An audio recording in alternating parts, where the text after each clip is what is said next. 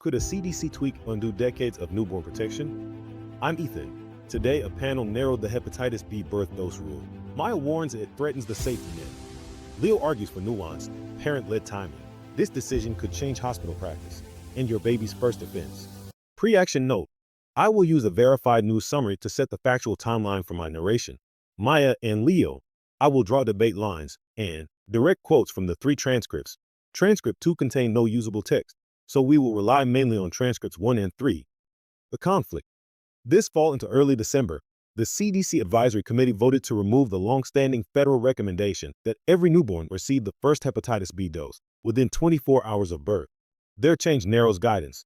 Infants whose mothers test positive for hepatitis B or whose maternal status is unknown should still get the birth dose.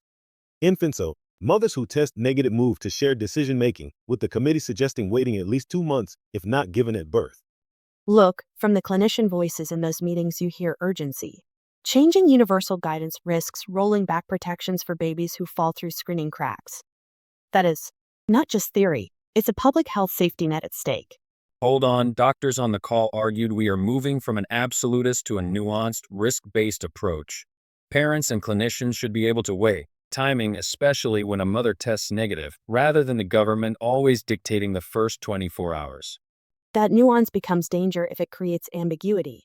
Clinicians and societies warn that adding shared decision-making language can muddy care, signal controversy where there is scientific consensus, and erect barriers to prompt vaccination. From the transcripts you heard the other side too. Experts saying, talk to your personal healthcare provider, and we can't mandate immunizations. There's a cultural shift toward letting parents take responsibility for timing when risk appears low. 2 factual tensions to flag. The panel also endorsed discussing post-dose antibody testing that could leave some children with 1 or 2 doses instead of the 3 used. In clinical trials, and accounts differ on exact vote tallies, which raises procedural questions. And that antibody testing recommendation is troubling. It could produce inconsistent follow-up, extra blood draws for infants, and an assumption of efficacy without the full 3-dose evidence many clinical trials were based upon. I get that, but also hear the lived concern. Some committee members said neonatal vaccination studies in the immediate postnatal window are few and parents deserve to carefully think about timing. This is about informed choice, not chaos. Informed choice requires clear, evidence-based guidance. The reconstitution of the panel and public remarks by prominent figures injected doubt into a process that needs measured deliberation, not partisan theater. Fair point. Still, some clinicians argued insurers will maintain coverage and that this returns to targeted care for infants at clear risk. The question is whether practice will follow policy or whether confusion will widen the gap.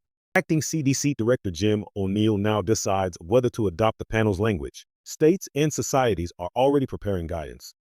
Our next episode will track the decision and the early effect on hospitals and pediatric clinics. Until then, consult your pediatrician, follow professional society recommendations, and we'll keep asking the hard questions about evidence, equity, and what protects the most vulnerable infants.